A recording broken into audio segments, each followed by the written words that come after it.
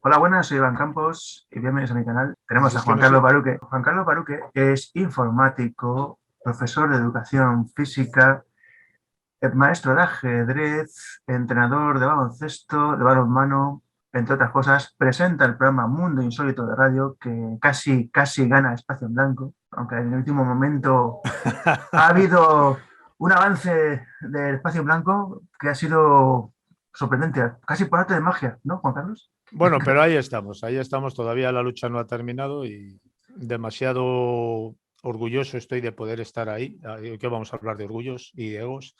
Demasiado orgulloso estoy de poder estar ahí, un programa con una trayectoria tan pequeña en el tiempo como es Mundo Insólito Radio. Tan solo llevamos 6 temporadas, vamos a empezar la sexta en breve, digo la séptima, perdón, en breve.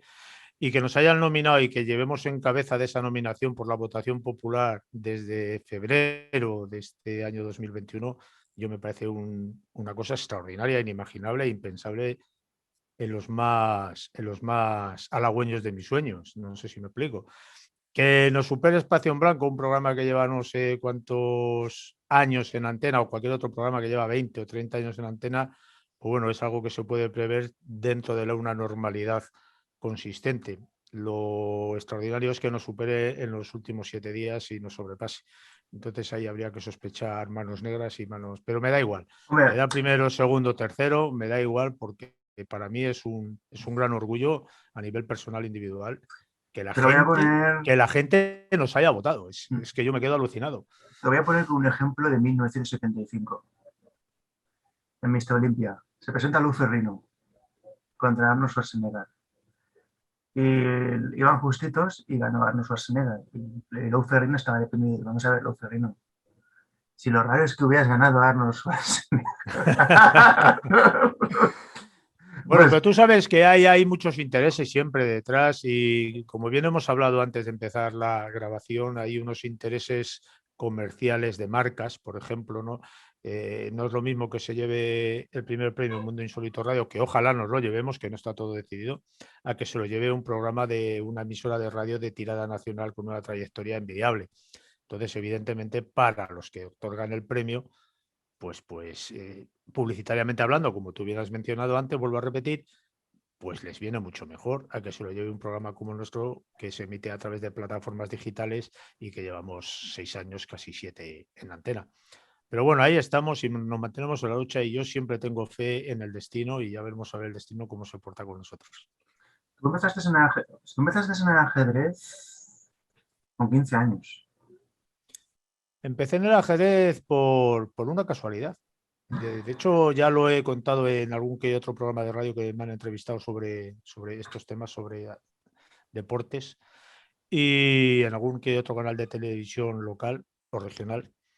Y fue una casualidad porque el destino hizo que la familia, mis padres, se fueron a trabajar a una fábrica de coches de la provincia de Palencia. Nosotros fuimos a un pueblo que se llama Villamuriel de Cerrato, que le tengo aquí en mi corazón. Y, y fue por esta época más o menos, y yo recuerdo que eran las fiestas, que iban a empezar las fiestas, y en un bar del pueblo, que es donde se hacían los torneos por aquel entonces, acuérdate, te estoy hablando de la década de los 80. Entonces los torneos se hacían en los bares, se jugaba al ajedrez en los bares, no había lugares específicos, no había clases, no había nada de esto, o si había era en sitios muy contados. Y mi hermano entonces era un jugador bastante loable por la zona donde vivíamos anteriormente, por la zona de Valladolid. Y bueno, nos fuimos a comprar un tablero de ajedrez porque no teníamos en ese momento. Nos fuimos a la capital en el autobús, compramos el tablero de ajedrez, volvimos al pueblo y ese mismo día por la noche me enseñó a mover las piezas. Yo no tenía ni puñetera idea, y digo piezas porque yo las llamaba fichas, como casi todo el mundo le llama fichas a a las piezas del ajedrez, que su nombre real es Trevejo, le llamamos piezas, ¿no? Y ese mismo día por la noche me enseñó a mover las piezas y bueno, pues estuvimos 2 horas, 1 hora y pico, 2 horas moviendo, unas palizas de pánico, evidentemente. Él sabía jugar, yo no tenía ni puñetera idea. Y al día siguiente nos apuntamos al torneo más que nada por intentar sociabilizar con la gente del pueblo e integrarnos un poquitín en el ambiente, ¿no? Para que nos conociéramos un poquitín o nos tiramos a conocer allí, ¿no? Y era un torneo que se hizo por eliminatoria y qué casualidad que nos enfrentaron en la primera ronda. Estos vienen de fuera, 2 hermanos, estos juntos, por sorteo. Todo. Y le gané, le gané. no sé cómo le gané, pero le gané. Le gané y él fue honrado en el sentido de que me dijo que le había ganado. Me acuerdo que le hice una especie de jaque mate con las 2 torres, el conocido coloquialmente y a nivel infantil el jaque mate de la escalera, que yo ni tan siquiera sabía cómo lo había hecho ni cómo había llegado a aquella situación, porque si él me quiere engañar, me engaña, porque las armas las tenía. Y voy a ser sincero más todavía, la primera vez y única que me he dejado sobornar en el ajedrez. Me pagó 500 pesetas de aquellas, que era un dineral, para que dijéramos que él me había ganado a mí. Y evidentemente mi cordura del momento, aparte del soborno y del dineral que me suponía para mi bolsillo las 500 pesetas, que también era un aliciente, me decía que yo no iba a hacer nada. Y entonces dijimos que yo había perdido. Mentimos, engañamos, ya digo, la primera y única vez que me he dejado sobornar fue una lección que la recuerdo siempre y la cuento como experiencia y como enseñanza para no volver a repetirlo. Para Porque aquellos que no lo sepan, 500 pesetas de 1969 es lo que hoy en día han sido unos 6 euros. ¿A que sí, sí? sí, bueno, eran 5 euros, 5 euros con 30 o una cosa así, o 5 euros con 20. Pero en aquel entonces era un pastizal. Era un pastizal porque, y para un crío de 14, 15 años como ella, vamos, ni te digo, podías comprar aquello, lo que no estaba escrito. Y me prometió el trofeo, si ganaba alguno de los 3 trofeos que había, me lo prometió. Y fíjate tú que ganó y quedó campeón. O sea, aquí 2 cosas. Una, yo me dejé sobornar, la intención y el por qué no justifica que yo me haya dejado sobornar. Esto es una lección que se tiene que aprender y yo la aprendí en aquel momento. Y luego la otra lección que se aprende más con el tiempo, porque cuando analizas la situación lo comprendes, es que no te puedes confiar de ningún enemigo porque no hay enemigo pequeño. Mi hermano se confió, porque la noche anterior me había pegado sumas palizas, evidentemente, porque yo no sabía mover. Y ese día se confió y le gané. Y fue honrado, porque si me hubiera querido engañar, pues yo no sabía tan siquiera lo que era jaque mate. Si es que tenía el concepto metido en la cabeza del día antes, pero es que en 2 horas, ¿cómo puedes aprender a jugar al ajedrez? Es muy complicado. Y hay varias líneas de aprendizaje en esa situación que yo siempre le he puesto como ejemplo a mis alumnos. O sea, todo esto que te estoy contando no es que lo haya contado nada más en programas de radio y en algún canal de televisión. Se lo cuento a mis alumnos muchas veces, a los que ya tienen 13, 14 años, como ejemplo de lo que se puede hacer, lo que no se debe hacer y de lo que aprendes a través de los errores que cometes a lo largo de tu vida. Y evidentemente, después de aquel error mío por dejarme sobornar, pues aprendes varios conceptos básicos que te pueden marcar el nivel de la vida social que puedes llegar a tener, no solamente social, sino laboral, ¿no? Como el no fiarte de ningún enemigo pequeño, porque aunque te creas superior, tu propio ego, tu propia prepotencia te puede llegar a cometer el mayor o la mayor de las torpezas posibles. Cierto, Y cierto. ese fallo que puedes cometer te puede llevar al desastre, que es lo que le pasó a mi hermano en aquel momento, la confianza. Hay que tener confianza, pero hay que tener siempre precaución. ¿Tú sabías quién es Kasparov en ese momento? Sí, sí, sí. Bueno, de hecho, a ver, en ese momento no, vamos a ser sinceros.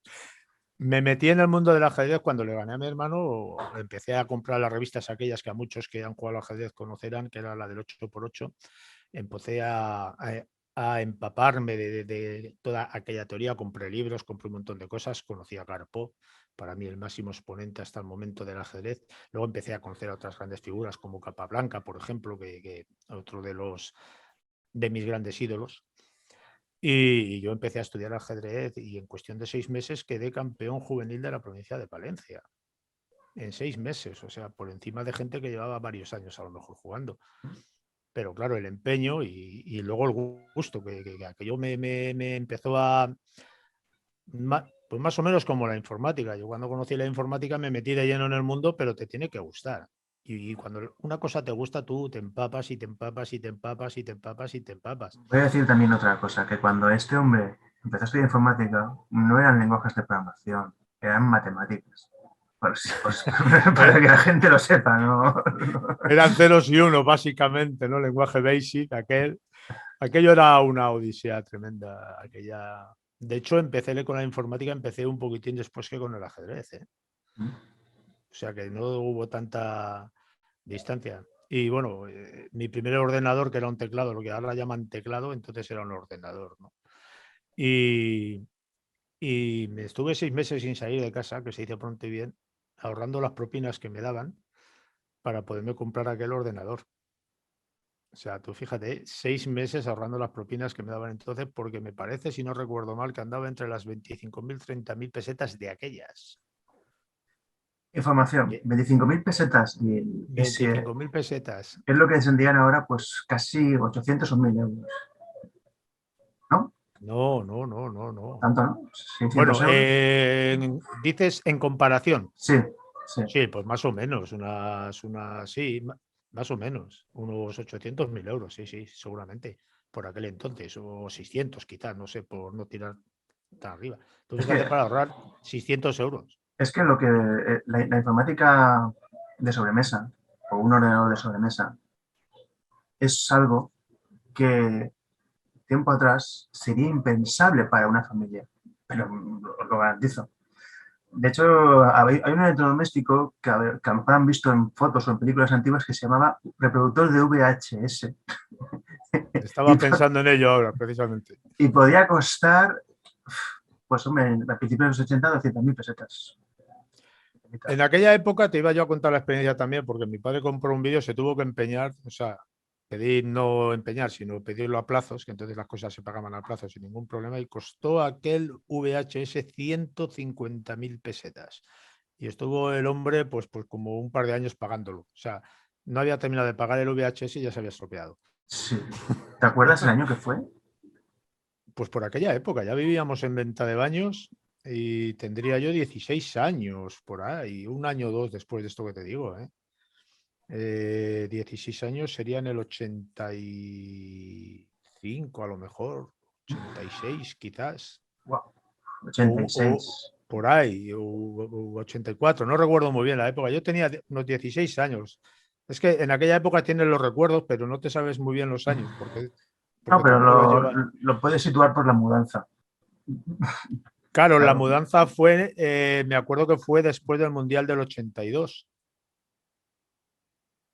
O sea, de 1982, cuando hubo el Mundial de España, fue justo después del Mundial. Por eso digo que por esta época, por septiembre, fue cuando 150.000 pesetas, lo que serían 2.000 euros hoy en día. Por un pero una reproductor de bandas, barbaridad. por un reproductor de bandas magnéticas. ¡Qué horror! Sí, sí, bueno, pues tú fíjate cómo era aquello que yo aprendí a programar solo a base de pues comprarte manuales y estudiar, que no es como ahora, que te metes en internet y lo tienes todo, ¿no? Antes tenías que ir a tiendas específicas, buscar la tienda y buscar todos los manuales, que no es como ahora, que lo tienes por todos los lados. Y yo me gustaba mucho coleccionar películas, yo he sido un gran coleccionador de películas de VIH, de VHS, perdón.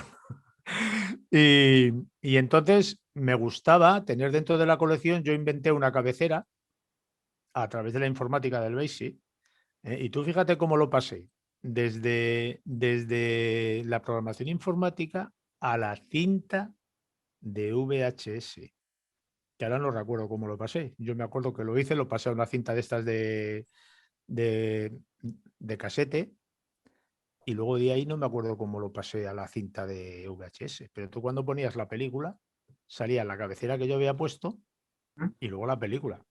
Evidentemente corté aquello, lo pegué, pero no me acuerdo ahora mismo, no me acuerdo cómo lo pasé de un sistema a otro. Pues para poder hacerlo, tienes que proyectarlo primero en la pantalla y grabarlo en la cinta que quieres que se vea. O sea, Claro, tienes que claro, tener sí, un sí, sí, emisor, sí.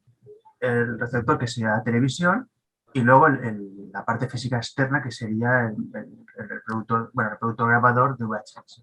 Un trastorno, o sea, ya te digo yo, es que Yo creo, porque lo he estado haciendo muchas veces en la memoria y creo que lo llegué a grabar conectando el VHS al ordenador. En vez de grabarlo en la grabadora de cinta de cassette, creo que lo llegué a grabar en cintas vírgenes de VHS y desde ahí cortar y luego pegar en la cinta de la película. también, pero eso es edición por corte, esos 2 años 20. O sea, bien, Bueno, ya, para los pobres como era yo, demasiado estaba. bueno, bueno, bueno. Esto que estamos haciendo es arqueología informática o visual, para que lo sepáis. Sí, Porque estos conceptos, o sea, estamos hablando de que te ocupa una estantería entera. Es impensable hoy en día. Hoy en día, pues te ocupa, no, mira, no tengo ninguna memoria por aquí, pero te ocupan. esto, literalmente. Entonces, antes de seguir, sí, mira, ahí te cabe la Fox de la época. Básicamente. 8 gigas, cuidado. Oh, hostia, pues en aquella época era impensable, falta Buah. tecnología. Bien, antes de seguir, ¿qué es lo primero que enseñas en el ajedrez a un alumno? A un pitufo que te... Lo primero que enseño es, primero le estudio yo a él. Eso es lo primero que le enseño, que no le enseño realmente. Primero yo aprendo de él a cómo él aprende para luego saber cómo poder enseñarle y traspasarle los conceptos necesarios para su edad o sus características y sus capacidades. Pero me parece muy importante estudiar a la persona cómo aprende y qué capacidades tiene para aprender, para tú luego poder enseñar lo que le quieres transmitir. Cómo, cuándo y luego tener los plazos necesarios para sus capacidades. No se puede enseñar a todos como se hacía antaño, ¿no? Yo recuerdo cuando yo era niño que íbamos a aulas de 40 y tantos, 50, 60 criaturitas. Pobres maestros aquellos les teníamos martirizados. ¿Cómo puedes enseñar a 40, 50 niños por un igual? Es imposible. Por eso está muy bien lo de las aulas ahora, que son 15, 12 o 16, no sé cuántos hay ahora en cada aula. Y yo lo único que hago es eso, básicamente, lo único que hago, vamos, cuando voy a empezar, primero estoy 2, 3 días o una semana estudiándoles a cada uno. Yo hablo con ellos, me pongo con ellos, hago juegos y les voy estudiando cómo aprender. Y a partir de sus capacidades, que yo creo que las acierto a entender, es cuando empiezo, ya me imagino cómo le tengo que enseñar. Después de 30 y tantos años tampoco me hace falta imaginar mucho. Ya sé más o menos cómo tengo que tener a cada niño y cómo le tengo que situar, cómo le tengo que enfrentar, con quién le tengo que poner a jugar, con cuál persona, con cuál otra criatura le tengo que sentarse a hacer un juego otro u otro, porque no todos los juegan del mismo modo y no les puedes sentar todos juntos como si fueran todos iguales, porque no somos iguales, no aprendemos iguales, no somos iguales. Entonces hay que saber muy bien cómo aprende el crío para tú poderle enseñar y sacar el máximo de su capacidad. Muy bien, pues hombre, me ha sorprendido porque personalizas la docencia. Claro, es que debería de ser así, A para ver, mí. es que el problema es que toda docencia debería ser personalizada por una cosa muy simple, biología básica. No es lo mismo un Claro, niño que nace en enero del 2010 que un niño que nazca en diciembre del 2010. Ambos evidentemente. tendrán la misma edad dentro de 10 años, pero el desarrollo cerebral del que nació en diciembre del 2010 va a ir un año por detrás del otro. Por consiguiente, lo que son matemáticas, lo que es música, por un ejemplo, o lo que es ortografía, hay un proceso de madurez neuronal en el cual el niño puede asimilarlo. Lo que pasa es que muchas veces se enseñan esos conceptos cuando no tiene la capacidad desarrollada y no los entiende, y de ahí el fracaso escolar. Porque se está... Porque les vemos como números, como tú bien has mencionado, no les vemos como personas y como seres con una esponja en su cabeza, con esa capacidad ansiosa de aprender, porque la tienen, Pero me has porque puesto la una duda. tienen. Sí, no, hombre, Dime, son esponjas, literalmente son esponjas. son esponjas. Me has puesto una duda porque, por un lado, movimiento motriz o uso del hemisferio izquierdo, el ajedrez. Yo trabajo las dos cosas y además trabajo los dos hemisferios. Y te voy a decir, pongo un ejemplo muy básico, yo trabajo otras cosas a nivel de juegos, yo he ideado juegos a nivel de mesa para que ellos puedan trabajar de diferentes maneras, pero muchas veces les hago jugar con los tableros cruzados, con los tableros invertidos, juegan con las piezas del contrario, los que son diestros juegan con la mano izquierda, los que son zurdos con la mano diestra, juegan en diagonal y hay determinados juegos que ahora son difíciles de explicar, que yo les pongo para que vayan trabajando los hemisferios. Me parece importantísimo y además esa coordinación que tienen que tener a nivel de maniobra con las dos manos. Me parece muy importantísimo todo eso. Entonces yo trabajo esa parte que otros a lo mejor lo hacen de otra manera u otros no lo hacen, ¿sabes? Sí, Yo practico mucho esa interacción, no sé si llamarlo así, interacción. pero eso es, con las dos partes del cerebro. Me parece muy importante porque hay que tener en cuenta que la creatividad en el ajedrez es esencial, no solamente la técnica y la teoría. Hay que ser creativo. Si tú no tienes imaginación y no eres creativo, por mucha técnica que tengas, en el momento que te sacan de la técnica, te han fastidiado. Hombre, a ver, también te digo una cosa. He jugado contra bancos de datos con patas y no les ganas. Claro, pero porque ellos informáticamente hablando tienen unos valores establecidos y ellos se guían por esos valores y muchos de ellos tienen la teoría metida. Tú para ganar a un juego pobre de ajedrez, cuando digo pobre, un juego de nivel bajo, de lo que te puedes encontrar en cualquier ordenador cuando lo compras, lo único que tienes que salirte es de la teoría. En el momento que te sales de la teoría con creatividad, no tienes ningún problema en derrotarlo. Sí, Que sí. esto, a lo mejor que lo digo yo, que parece fácil y a lo mejor no lo es. A ver, consciente de que para un jugador medio normal no es fácil, te lo garantizo. Hombre, depende también del nivel que pueda tener el videojuego ese. Claro, tienes que mirar también, pero un juego normal que te viene con el Windows 10, por ejemplo, ese no es difícil ganarle. Cualquier juego que te descargas en el teléfono, no es complicado ganarle. En el máximo exponente, pone maestro no sé qué, y luego resulta que comete errores de principiante. A ver, el primero no fue. El segundo juego de ordenador, no sé si decir electrónico o digital, porque estamos hablando del año 81. Claro, no podemos decir digital. No, Pero, no, no. bueno, el segundo juego que tuve, porque el primero fueron físicos, jugar en el mundo real, pero luego más adelante, fue el Chess Master. ¿Te suena? Ah, claro. Sí, sí, sí, sí, sí. De hecho, aún lo tengo, lo que pasa es que no voy a levantarme a cogerlo, pero luego, irónicamente, en el año 2008, creo que fue, o 2009, pude conseguir la versión actualizada de ese juego y una pasada. O sea, yo Hombre, flipaba. es que todo evoluciona. Y el concepto ese digital que has dicho en aquel entonces, no sé si eh, se atañía o se atañaba únicamente a los relojes aquellos de Casio, si te acuerdas, que venían ya con números digitales, ¿no? ¿Qué tienes? Un reloj digital, ¿no? No sé si Sí, te pero acuerdas de este no, concepto. pero qué decir, me gustaba por la simplicidad, porque era como el tablero visto a nivel cenital y ibas moviendo.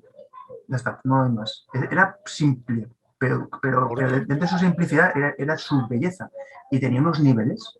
Claro, luego cuando ya juegas en la versión de 2009, que es el mismo juego, pero actualizado, con una belleza gráfica, eso ya es digital, eso ya es 3D. Pues sí, hombre, pero la base de datos que tenía en el 2009 evidentemente era muy superior a la que tenía en hostia, aquel entonces. te digo, era súper agaspado. Y luego los conceptos, por decirlo de algún modo, informáticos en los que se basan sus criterios a la hora de realizar la jugada son completamente distintos. Y luego hoy en día, ya en el 2021, hay determinados elementos de programas informáticos que pueden llegar a aprender de sus errores. Sí, es lo que se Porque llama, entonces, dime. en informática se llama aprendizaje automático. Sí. Pero es lo que te iba yo a decir, porque entonces se basaban en el valor hipotético de las piezas, perdón, a la hora de ir a realizar una captura, ¿no? Entonces, si tú le ponías una torre y te la comía con un alfil, automáticamente te la comía, porque la torre hipotéticamente vale 5 y el alfil vale 3.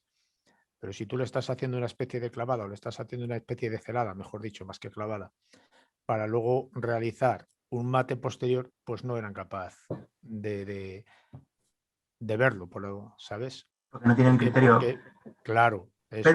Pero ¿qué pasa? Con el aprendizaje automático, que es una tecnología, entre comillas, relativamente nueva, al robot que está evolucionando, literalmente está evolucionando, no le ganas dos veces, pero es porque aprende de sus errores.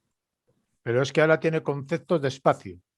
No es como entonces, que solo tenía concepto de valor. Entonces tú estás jugando una partida de ajedrez y puedes tener una inferioridad material relativamente importante, una inferioridad de calidad de piezas, ¿eh?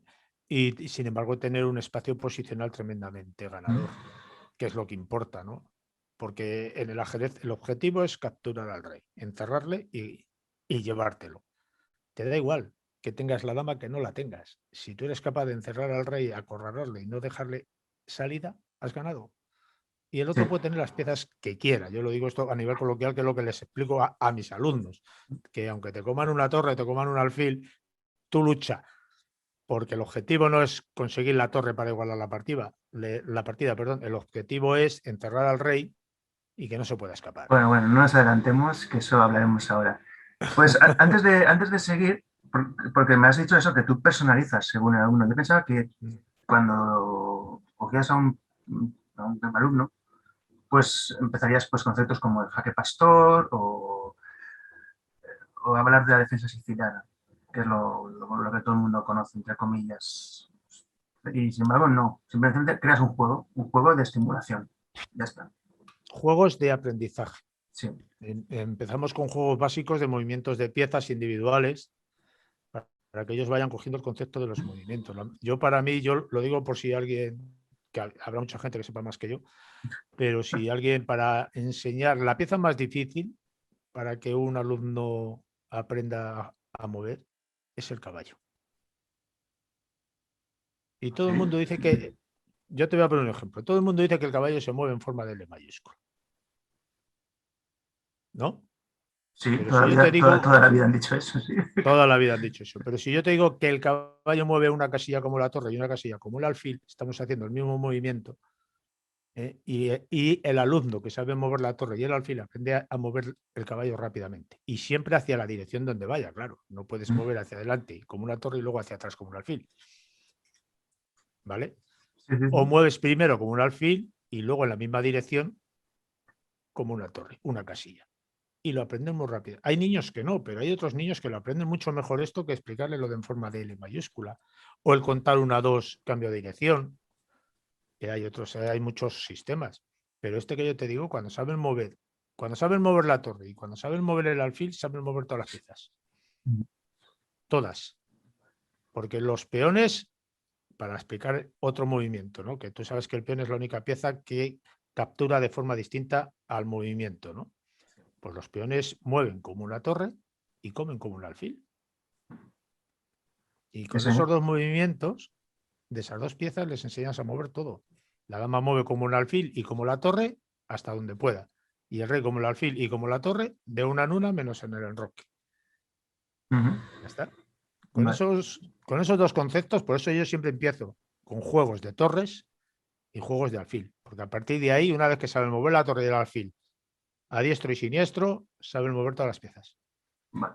No, esto te lo he preguntado para remarcarlo, para que quede claro, porque irónicamente te recomendé una película que no habías visto y creo que te ha gustado mucho.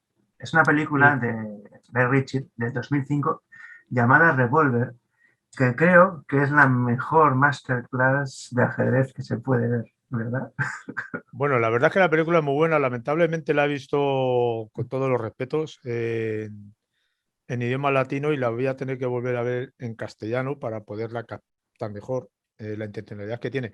Y son películas que va mucho más allá de todo esto que estamos hablando, porque tiene una profundidad psicológica tremenda y son películas que hay que verlas 1, 2, incluso 3 veces. Esto es como muchos de los grandes libros que uno lee, ¿no? Que tienes que volver a leer y volver a leer hasta que capta la esencia real, porque te quedas con conceptos, pero te pierdes un montón de conceptos que has dejado pasar, o bien por despistes, o bien porque no puedes asimilar toda la información de golpe, ¿no? Esta película trae una información impresionante. A mí me ha gustado mucho y es muy difícil de analizar con una primera visión, por lo menos para mí.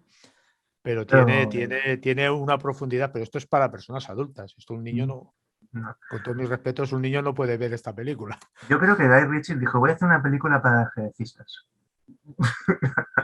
Así de Bueno, claro. no solamente para ajedrecistas, para toda persona adulta que quiera por lo menos intentar ver algo más allá de lo que tiene uno establecido desde que se nace, porque te da visiones impresionantes de cosas que a lo mejor no has podido llegar a pensar hasta ese momento, y cualquiera que tenga un mínimo de cuestión, o sea, una mínima duda sobre algo, pues esa película, aquel que tenga la capacidad de poder cuestionarse cualquier tontería diaria, hablando claro, te pones a ver la película y te puedes llegar a hacerte que te hagas preguntas interiores tremendas, tremendas porque tiene frases que te machacan el alma, como digo yo.